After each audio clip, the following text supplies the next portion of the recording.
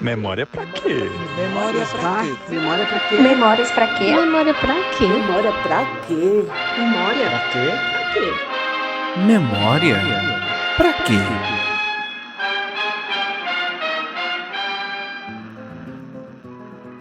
Olá, pessoas. Eu sou Ana Paula Brito, filha da Dona Wanda, mãe da Ana Clara, e eu estou muito entusiasmada de estar com vocês nesse espaço, continuando o nosso papo sobre a memória. Hoje nós vamos continuar discutindo essa dimensão que extrapola o indivíduo, que extrapola o ser humano, né? Lembrando que a memória não é só o que a gente tem dentro da cabeça, como a gente conversou no episódio anterior, e pensando também na sua dimensão social, como que a memória pode ser uma aliada para os povos, qual o papel dos memoriais, dos museus, um monte de coisa boa. Neste episódio, conversei com duas pessoas muito especiais com formações diferentes sobre a memória, um doutor da academia e uma doutora das matas. Por problemas de agenda, eu não consegui reunir eles na mesma sala, mas na edição juntamos esses dois lutadores pelos direitos humanos, dois seres generosos que tive o prazer de papear e que posso me amostrar aqui para vocês e dizer que são dois companheiros. Então, simbora pra roda.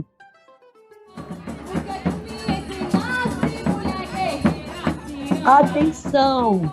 Quem vai entrar pra roda?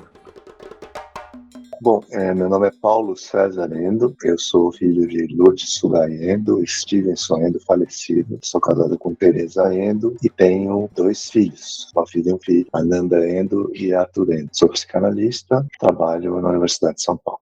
Meu nome é Dirce Jorge Caingangue, sou do Oeste Paulista, interior de São Paulo, moro na reserva indígena Ateiva Nuiri, né?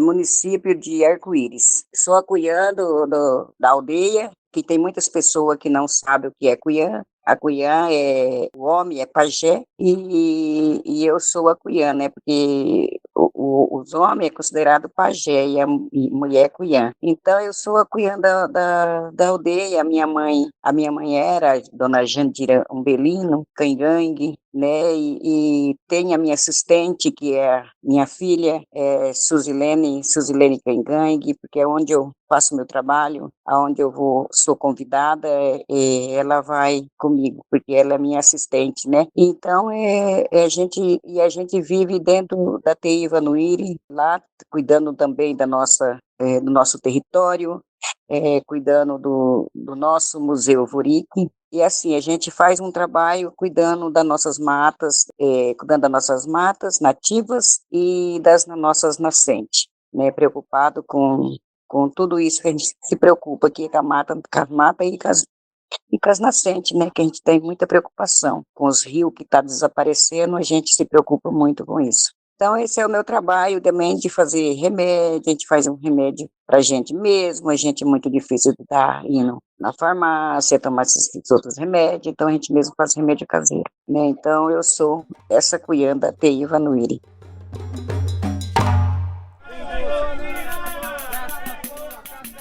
Bloco Feira Livre, simbora conversar? Começar a nossa conversa tentando entender mais esse campo da memória. Eu tenho dito que a memória não é somente uma capacidade de adquirir, armazenar, recuperar e transmitir informações, que ela é presente e que, antes de tudo, ela é natureza viva e dinâmica. Mas eu quero ouvir mais de vocês, a partir dos seus campos de observação. O que é a memória? Bom, eu acho que a memória é um complexo de interações, né? É um complexo de relações, é uma dinâmica de relações.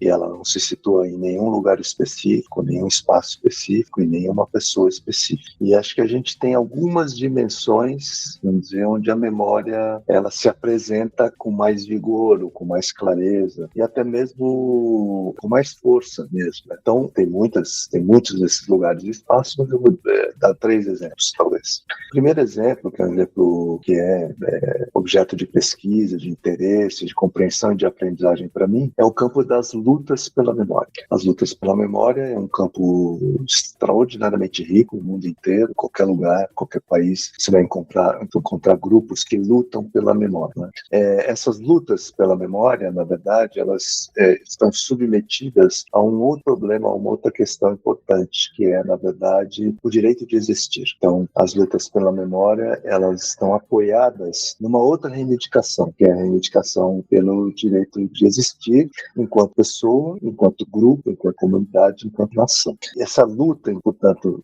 dentro dessa perspectiva, ela inaugura muitas estratégias mais diferentes possíveis, né? Desde construções de acervos, construções de museus, recolhimento de fotos, uma preservação dos rituais, quer dizer, são infinitas as estratégias, e isso é uma coisa muito importante nas lutas pela memória, porque, vamos dizer assim, de qualquer lugar você pode puxar esse trabalho de constituição da memória como plataforma de preservação da existência de comunidades, pessoas e povos. Então, no fundo, é uma luta otimista, a luta pela memória, eu diria, né? Por mais dificuldades que a gente tenha o tempo todo para essa preservação, é uma luta em tese otimista. Bom, então essa é uma dimensão que eu acho importantíssima, né? E ela é uma luta, porque, na verdade, justamente há, assim como há pessoas que trabalham para que povos, comunidades e pessoas existam, há grupos inteiros organizados para que grupos, pessoas e comunidades não existam, né? Sejam erradicados mesmo, sejam exterminados, né? E tanto as pessoas como a sua cultura desapareçam da face do planeta. Então, esse é o âmbito difícil, né? Extremamente dramático, mas eu diria otimista, num certo sentido,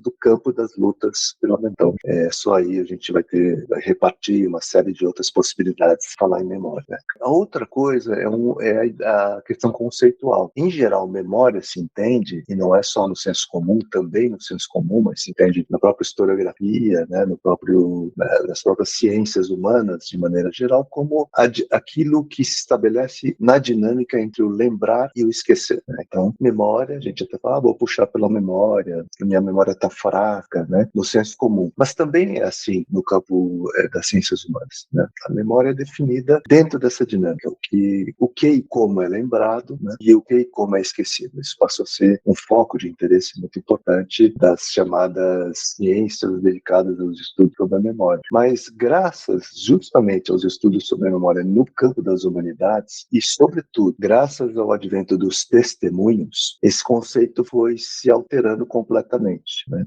E a gente pode dizer também, eu como psicanalista, graças a saberes como a psicanálise, a práticas como a psicanálise, esse conceito foi se alterando. E hoje ele é inteiramente diverso, quer dizer, ao menos há essa contribuição para que ele seja inteiramente diverso. Há preservação disso em algumas áreas, mas há contribuição para que um outro conceito, uma outra ideia de memória apareça. E nesse conceito de memória, de uma maneira interessante e mais complexa, o esquecimento não é a antípoda da memória, ele é um componente da memória.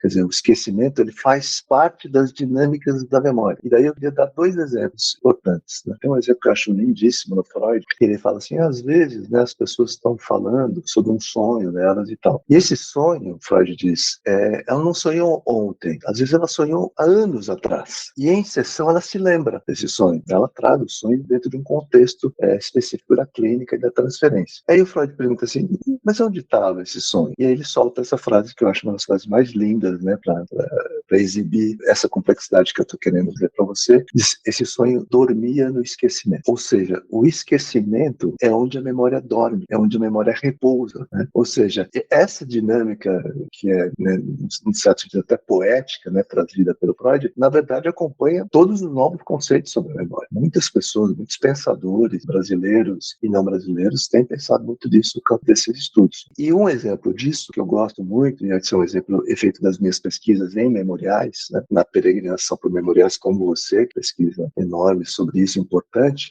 A gente sabe, né, o que é essa peregrinação, né, o que significa e as coisas que nós encontramos e as coisas que nós perdemos, né, quando vamos a visitas memoriais. Mas uma coisa fica muito claro, tem ficado cada vez mais claro para mim, que uma das funções dos memoriais físicos, né, esses memoriais que existem concretamente, onde há uma sede, há materiais, de arquivos, de coleções, uma das coisas que eu tenho vivido e percebido é que um memorial ele tem muitas funções e muitas tarefas e muitas possibilidades, mas uma delas que eu acho considerando as mais importantes é que ele abre as portas para a possibilidade do esquecimento. Em que sentido? Ele não é apenas um lugar para lembrar, ele é também um lugar para esquecer. E isso a gente vê com muita clareza, por exemplo, quando após muitas lutas pela memória, não é, se erige um memorial, um sítio de memória ou um centro de memória e direitos humanos em qualquer lugar que a gente vá, e a experiência das pessoas pessoas que tiveram relação direta com o tema daquele memorial, seja uma ditadura, uma tirania,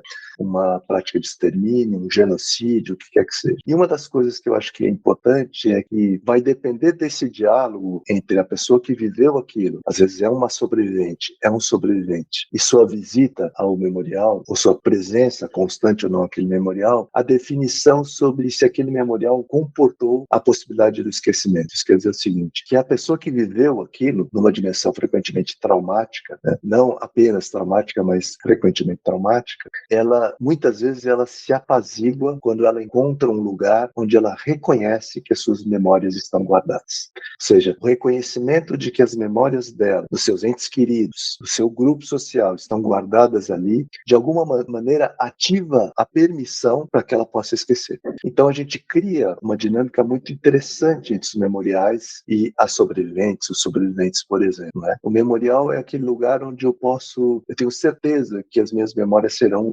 veladas, elas serão guardadas. E se eu tiver essa certeza, eu posso, quer dizer, se inscreve um tipo de disposição psíquica nova, que é, eu posso lembrar quando eu quiser, posso esquecer quando eu quiser. E aí que a gente está dizendo, né? Muitas vezes, né? Para aquelas e aqueles que sofreram ameaças constantes, né? Da sua vida e tiveram entes queridos que foram mortos, torturados, etc., que muitas vezes um dos trabalhos importantes das lutas pela memória, né? Dos ambientes de memória, dos sítios de memória, é justamente guardar isso, guardar a possibilidade de você esquecer sem culpa e lembrar com saudades, né? E isso muitas vezes é impossibilitado, né, para aquele que viveu uma experiência traumática. Então, eu acho que esse é uma outra dimensão, né, que eu diria que ela é quase conceitual, vamos dizer assim, né, nesse sentido. E a outra coisa importante, Ana, é que, do ponto de vista, vamos dizer, das ciências cognitivas, né, até de uma certa psicologia, né, a gente vê a memória como uma função, né? Função psicológica, uma função psíquica, uma função mental, se a gente quiser.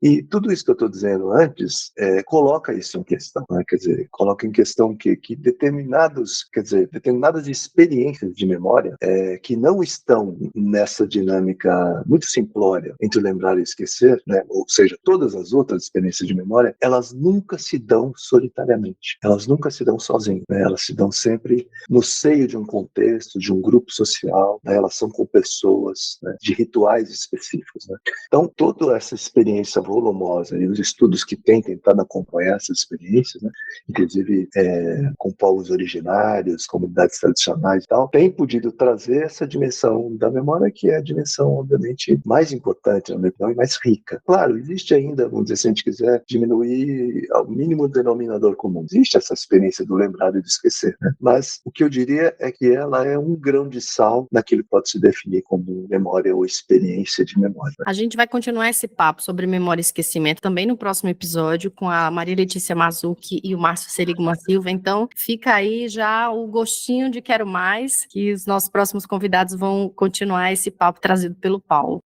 Disse, você é formada inteira de memória, né? Todos os teus saberes, a tua origem. A gente tem discutido que a memória não é só uma capacidade de armazenar uma informação dentro da cabeça do indivíduo, do ser humano. E que ela também não está só no ser humano, né? Ela extrapola. A memória está na natureza também, nas árvores, nos pássaros, em tanta coisa, né? Eu queria te ouvir um pouco, o que você acha que é memória? O que é memória para você, Disse? A memória, para mim, a memória é tudo. É tudo que a gente vive, é tudo que a gente cuida, e tudo também a história que a gente ouviu dos nossos mais velhos.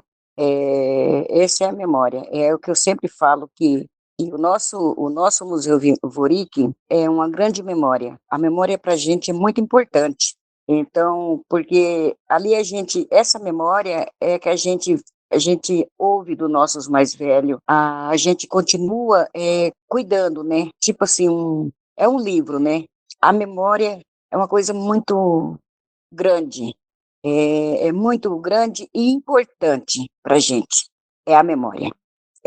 Onde a gente vive, se você não tem memória, se você não tem história, então você deixa de viver, né?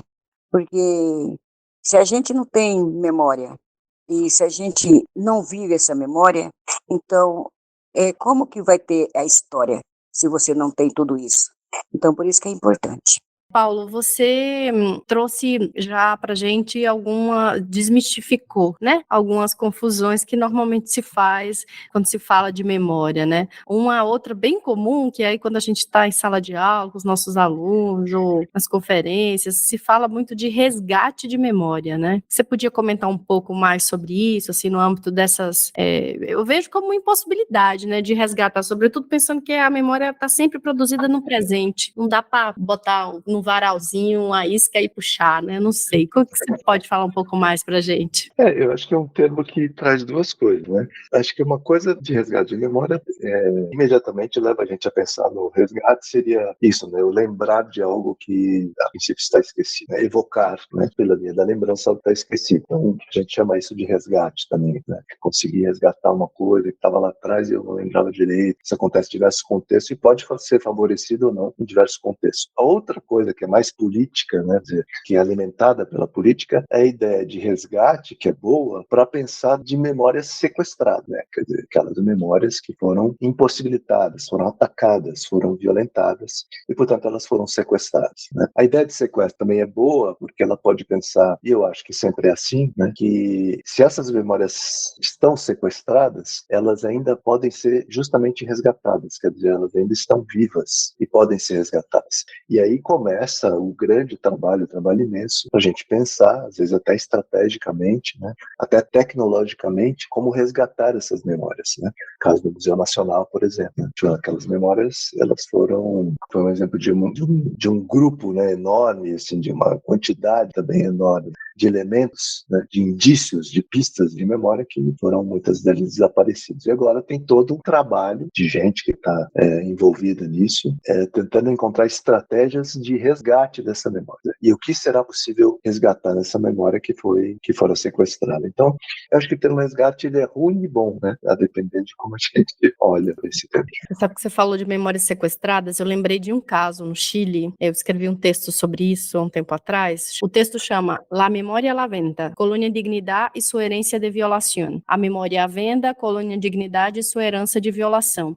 Foi um centro chamado Colônia Dignidade, no Chile, que durante a ditadura chegou um nazista e fez aí um centro de tortura, manipulação, terror de nazistas que se refugiaram aí no Chile e logo ocorreu também, esse lugar se transformou no centro clandestino de detenção de presos políticos chilenos. Os alemães, os filhos do Paul Schaffer, que era o alemão que comandava tudo, era tipo uma seita religiosa que ele implantou aí, continuou violando por várias décadas, vários anos. Tem um filme sobre isso, chama Colônia Dignidade, tá no Netflix até. E é super interessante que os familiares das vítimas, né, os colonos, muito recentemente criaram uma associação de familiares para reivindicar juridicamente a posse das suas casas, reparações. E os alemães, os filhos e os descendentes do Paul Schaffer, quiseram comprar a memória dos colonos, álbuns de família, impedi-los de dar entrevistas, de participar de documentários, de escrever livros sobre o que eles viveram e sobre o que os seus antecessores viveram naquele território. Em troca disso, eles poderiam ter o direito da propriedade da casa. Então, assim, eu fiquei completamente em choque. Aí você traz essa ideia da memória sequestrada. Gente, é isso. Uma tentativa de comprar uma memória, mas também de manipular essa história pública, né? Sim. Nossa, impressionante. Eu vou ler esse artigo, né? Eu tive agora, você está falando no Chile, né? Eu tive agora em Chacabuco, no deserto do Atacama. Bom, duas coisas que me impressionaram muito, eu não esperava realmente, assim, era a fase final da minha pesquisa, né, sobre memoriais, que levou uns 10 anos, e eu queria muito terminar no Atacama, né? Primeiro que é América Latina, depois todas as afinidades, né, e gostar muito dos trabalhos de memória que acontecem no Chile e também das contradições, né, que a gente percebe muita clareza no Chile, por exemplo, mas em vários países latino-americanos, você conhece bem.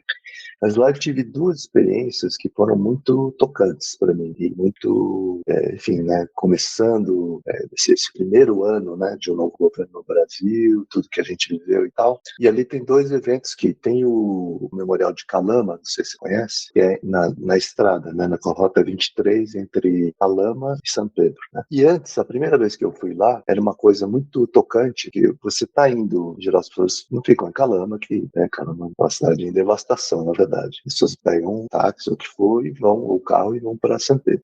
No caminho, você vê, depois de alguns quilômetros, algumas dezenas de quilômetros, uma única coisa no deserto, do lado esquerdo, uma única construção. E só isso já chama atenção, né? E isso faria o efeito performático, né, desse memorial. E aí, quando você vê, são várias colunas, assim, né? Pois, se a pessoa se interessa, ela pode dobrar à esquerda, entrar e chegar até lá. E lá você encontrava com uma certa alegria, né, uma homenagem aos mortos e desaparecidos do deserto do Atacama, da região de Calama.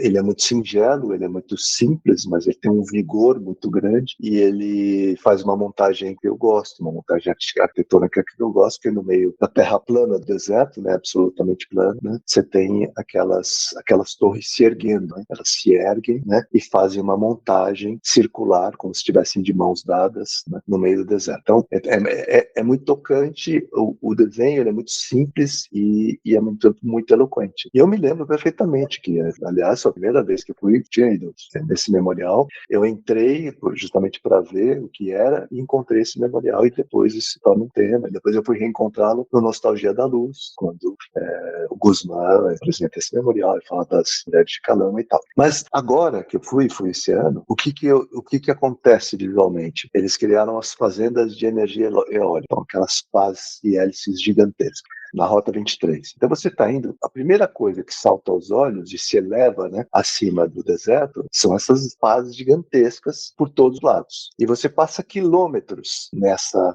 fazenda. E elas, obviamente, visualmente, elas chamam a sua atenção e você não vê nada mais além daquelas pás. E elas estão coladas no memorial. Isso eu não entendi até hoje. Eu até tentei conversar com algumas pessoas, mas as pessoas também não souberam muito bem.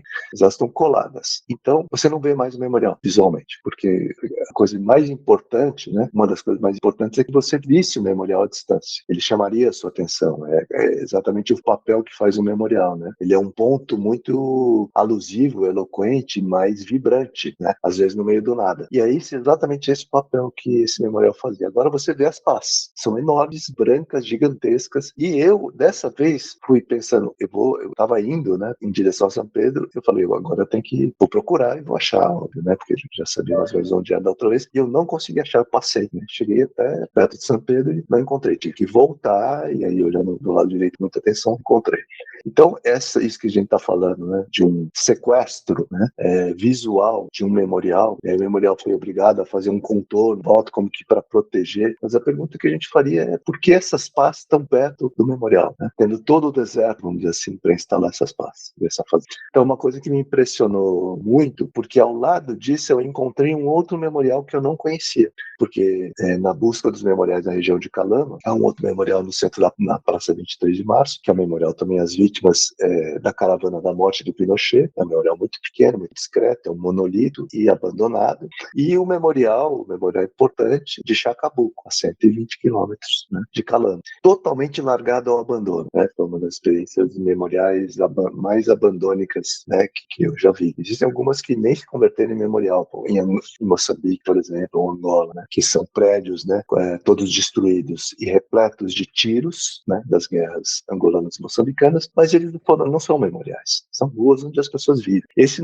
é um memorial oficial, e é um memorial oficial que desaba, diariamente está desabando, né? As casas estão caindo, estão ruindo, sendo transformadas em pó, literalmente, esses memoriais que a gente chama de memoriais a céu aberto. E foi muito importante, né, ver isso, vamos dizer assim, dentro de uma democracia chilena, né? Mas o que vai transformar os memoriais em ruína e depois pó, né, é uma outra coisa, né? Não é o ataque frontal a eles, não é o sequestro, por exemplo, nem a destruição, é a indiferença. Então, o que a gente vê, assim, muitos memoriais, você deve ter visto também, muitos e muitos memoriais, alguns são defendidos por uma única pessoa, então ele vai ter o curso daquela vida, né? Quando aquela vida se for, o memorial entrará em processo de abandono. E Chacabuco, claro, existem os chacabucanos, né, que defendem, a maioria está em Santiago, mora em Santiago, mas a gente percebe, estando lá, que ele está totalmente largado no meio do deserto, ao abandono, sono, tal como muitas das memórias. Então, uma alusão metafórica muito incrível, o Memorial de Chacabu, porque é o lugar, frequentemente, da grande maioria e da massa das memórias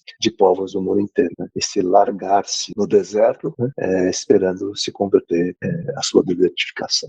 E aí a gente vê também um pouco das disputas em torno de que memórias são importantes de receber investimento público para serem preservadas, para serem conservadas, para serem atualizadas e ressignificadas, né? Pensando nessa mudança geracional de contato com essas memórias, e aí eu estou falando especificamente de memória de passados traumáticos, como conflitos armados internos, guerras, genocídios, ditaduras, como que essas memórias transitam para outras gerações. Eu acredito que é através da ressignificação, né? Não como um dever de memória impositivo que passe de pai para filho e em diante, mas como que a gente consegue nessas instituições, não só nos museus e memoriais, mas nas instituições de educação e cultura, utilizar a memória como um instrumento de ressignificação social.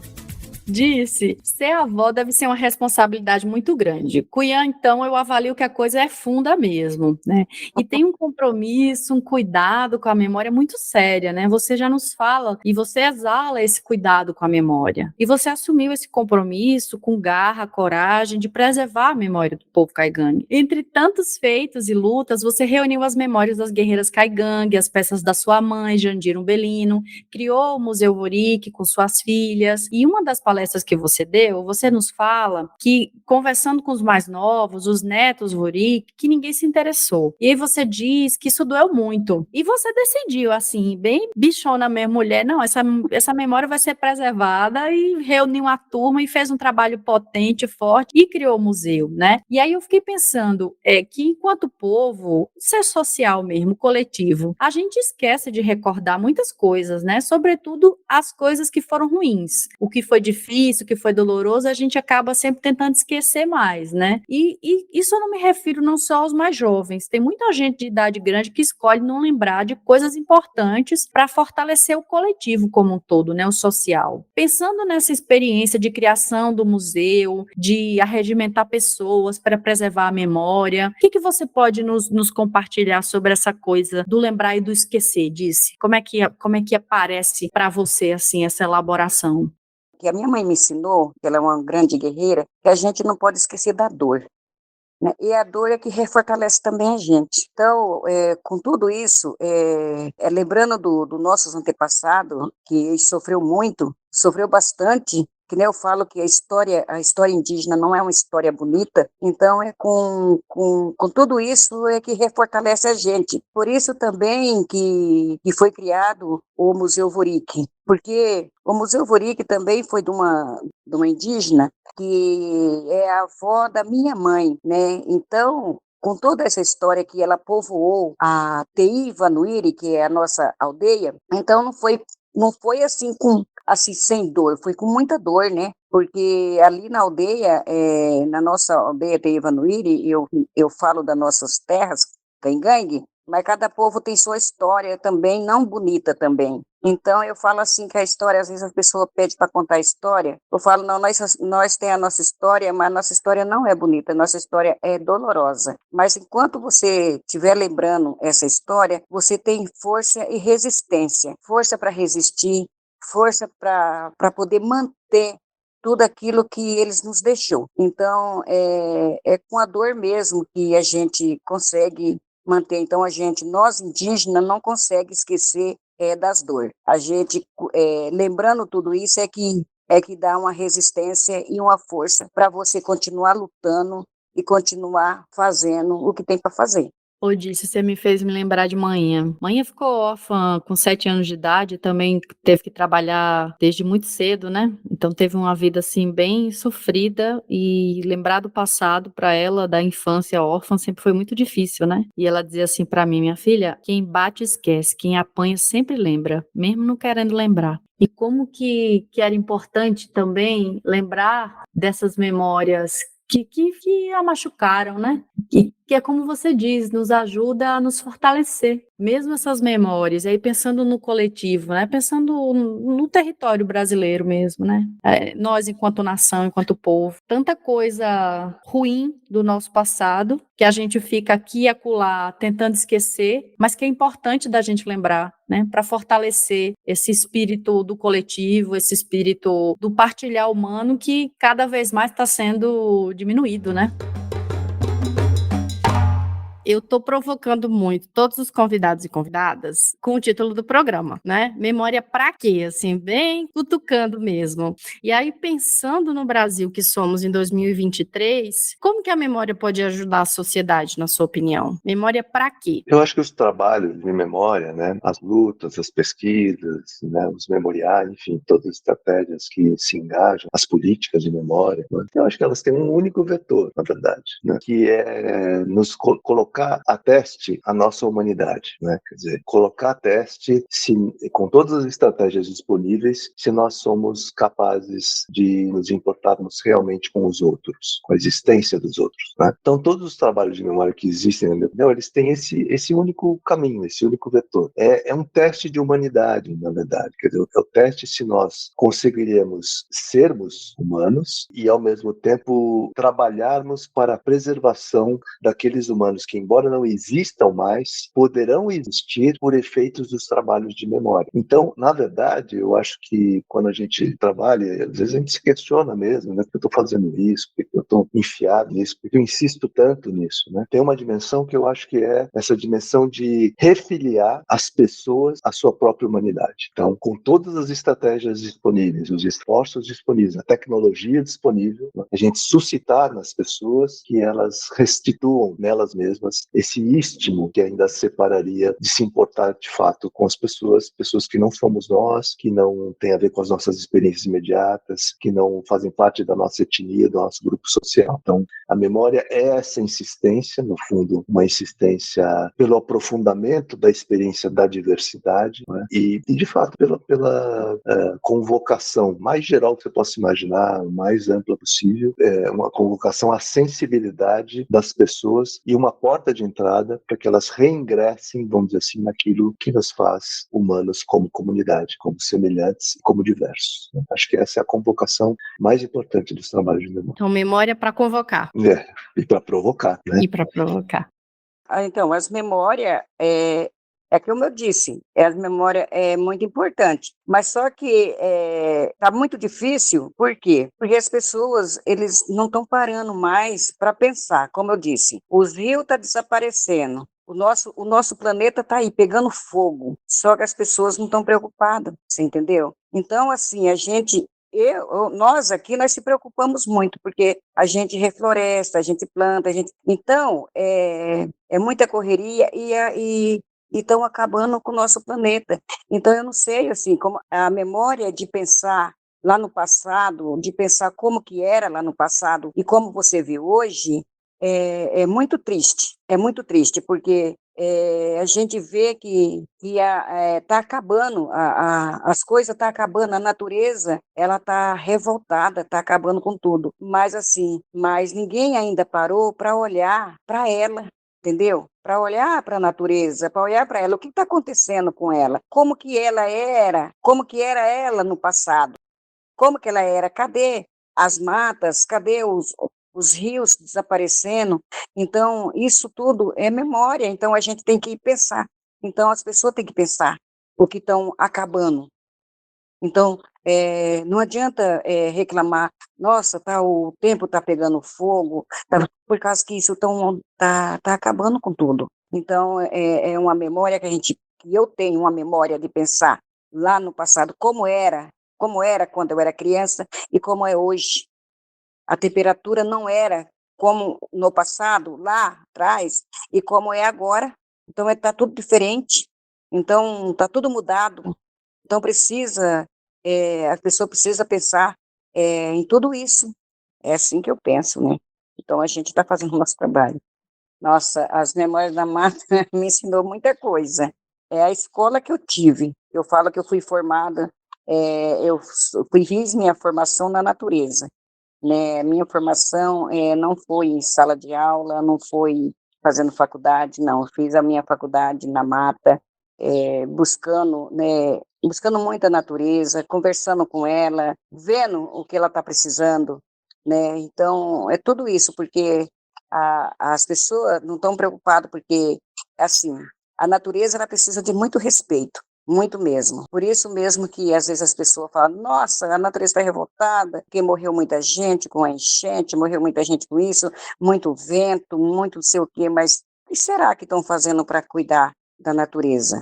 O que será que eles estão fazendo para poder a natureza não ficar tão revoltada? Então, eu nunca vi, no passado, tanto vento, esses ventos derrubando casas, esses ventos destruindo, sabe? Uma destruição total, matando gente, entendeu? Agora, se ela fosse respeitada, isso não estaria acontecendo. Porque muitas vezes eu vejo como uma guerra, sabe? Eu vejo assim, quando eu vejo, eu falo, meu Deus, a natureza, ela está muito revoltada mesmo pelos acontecimentos que está acontecendo. É uma coisa que as pessoas, ela tá reagindo, sabe? Então, é isso que eu vejo, que ela está reagindo, então elas falam, estão querendo acabar comigo, mas também eu vou reagir, você entendeu? É uma luta. Ela é uma luta de sobrevivência. Porque ela tem memória também, né? Ela é uma memória. E como dizia a maninha, quem bate esquece, quem apanha sempre lembra. Quanto Mas tempo que a natureza está apanhando de nós seres humanos, né? é isso que eu sempre converso aqui em casa. E a gente tem muito medo da revolta da natureza, né? Ô, disse, eu aprendi que alecrim, ginkgo biloba e açafrão é bom para a memória. Tu sabe disso? Eu falo assim que nós, cuiã, né? Então a gente tem os remédios para a gente, né? Não vou falar para você, eu aprendi também com a minha mãe. E também os ensinamentos também vêm dos nossos antepassados, né? Que eu sempre falo nós cuiã conversamos muito com a espiritualidade, né? Que a espiritualidade é da natureza, né? Então, aonde a gente também aprende a fazer os remédios da gente, onde a gente aprende a fazer muita coisa. Então, tem tudo, é que eu estou falando para você, ela é a nossa universidade, né, nossa faculdade, aonde a gente aprende muita coisa. Então, às vezes a gente fala assim, nossa, eu estou conversando com doutores, mas eu também sou uma da natureza. É coisa que eu sei, você não sabe, muitos doutores não sabem, né? É assim, é uma troca, assim, até de experiência, né? Para a gente conversar, porque eu falo assim que a minha faculdade foi na natureza, onde eu aprendi muita coisa, onde a gente conversa com nossos antepassados, a gente conversa com a espiritualidade, né? Então a cuiã de dentro da reserva, ela é que cuida, né, da saúde, né, quando a pessoa precisa de um remédio, às vezes a pessoa precisa de tomar um chá, para que serve aquele chá? Então a gente está sempre fazendo esses remédios para a gente cuidar da nossa saúde, né? Então isso é muito importante. Então eu fico assim até, no entanto, falo, nossa, é tão importante a gente conversar, né, com a nossa natureza, onde nossos ancestrais vivem, aonde a nossa espiritualidade vive dentro da nossa natureza, né? Então, isso é muito importante para mim. Eu fico feliz por eu conversar com a natureza, né? Então, e falar muito da espiritualidade, isso é muito importante.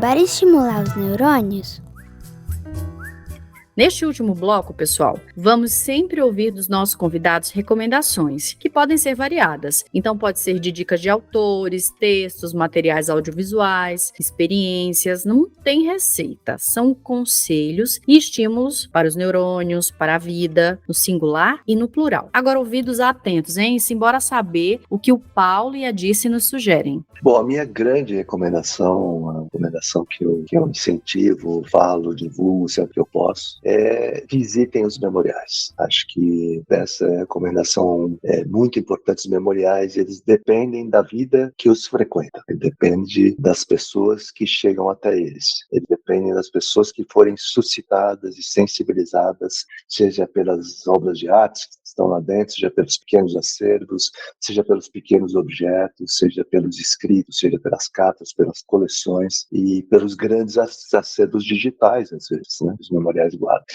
Mas você tem uma variedade imensa de memoriais e, particularmente, né, os que mais tocam são aqueles que eu chamo de memoriais ticos, né, memoriais pequenos, que são aqueles memoriais que são mantidos, às vezes, por uma pessoa, por uma família, né, por alguém que considerou importante a preservação daquilo. E por obra desse contato físico, né, entre aquele memorial que foi ali criado, que foi ali construído, organizado, e a mão que o toca, ele ganha vida. Há uma magia que acontece ali. Ele ganha vida e ele suscita vida. A vida que está sendo, de algum modo, ali celebrada, homenageada. E então, para nós, eu acho que para mim, né, por exemplo, é sempre uma experiência muito importante, muito rica, muito sensível, mas, sem dúvida, é um momento em que alguma coisa da minha ideia de humanidade é refeita e restaurada nesse momento de encontro e às vezes nesses esforços que nós fazemos para chegar até os memoriais. Alguns memoriais são distantes, são longínquos, são difíceis, as pessoas não sabem onde frequentemente, né? Então nós nos perdemos também nessa busca. Mas quando acontece o encontro, esse encontro aguardado, né, entre nós, visitantes, e o memorial, vidas são suscitadas e experiências são trazidas à tona e trazidas novamente à vida. Esse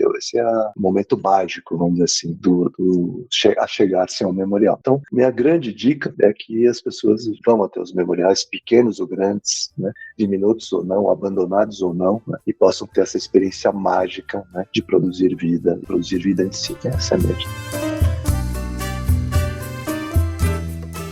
Então, eu sempre, com toda vez assim que a gente recebe as visitas, que as visitas é agendada, né? Então, quando eu converso assim, eu falo para eles sempre estar agendando, sempre procurar, porque o Museu Vorick está no Instagram, está no Face. Quem quiser conhecer o nosso trabalho, está no Instagram, o Museu Vorick. E quem quiser também fazer uma visita, a gente está ali para receber, né? E tem que ser agendado, porque muitas vezes a gente também vai fazer trabalho fora, né? Então, às vezes, por isso tem que ser agendado. E outra também, se também quiserem, se for pessoas de longe, a gente também tem, assim, eu estou fazendo um lugar para estar recebendo pessoas de fora, né? Para poder estar fazendo, tendo noites, participar de uma noite cultural, sabe? Ouvir histórias, né? Então, a gente convida, sim, para quem quiser conhecer o museu, é só marcar, é só agendar as visitas, que a gente agenda certinho para poder estar recebendo essas pessoas. Eu quero, hein, Disse? Pode ter fogueira também? Pode ter fogueira, pode ter tudo. Ai, eu gostei. Mais comidas típicas, né, para a pessoa estar conhecendo as comidas da gente, né? Então, assando batata na fogueira, né? Assando mandioca. Então, a gente faz tudo isso. Muito bacana, Disse. E aí, todo mundo que está ouvindo agora, super convidado a entrar nas redes do Museu Vorick, entrar em contato com elas. Quem quiser fazer uma visita, contribuir com o museu, né, que não recebe recurso público. Então, conta com a sua colaboração, ouvinte.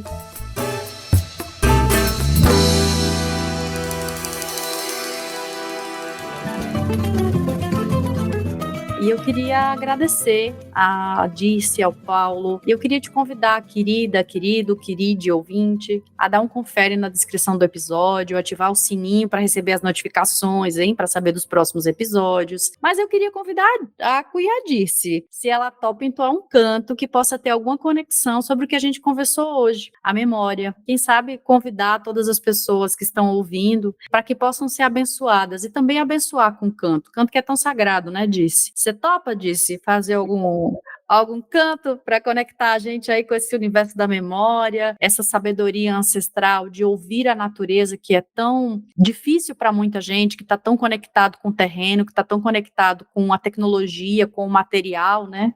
E a gente é muito mais do que carne e osso, né? É muito importante. Então, eu estou pegando meu chocalho e vou fazer esse cântico para vocês.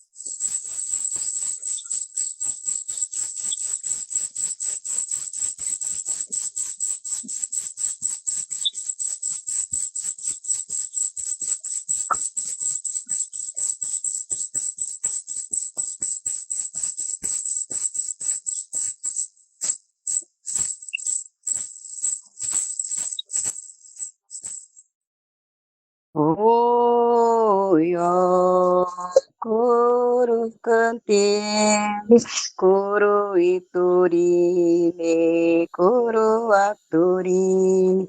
Eu amo eu amo eu amo Oya coro cante, coro iturine, coro aturine. Iwa, iwa, iwa, iwa, iwa. Oya coro cante, coro iturine, coro aturine.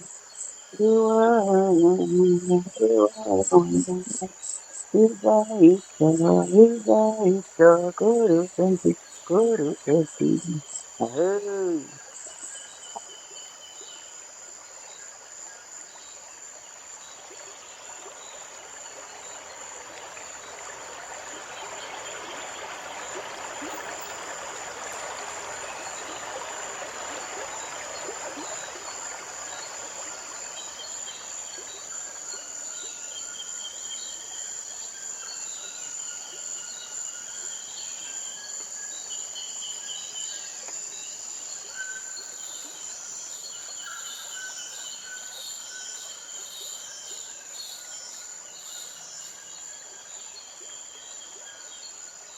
Que esse canto, essa reza, possa ter te ajudado a desacelerar um pouquinho.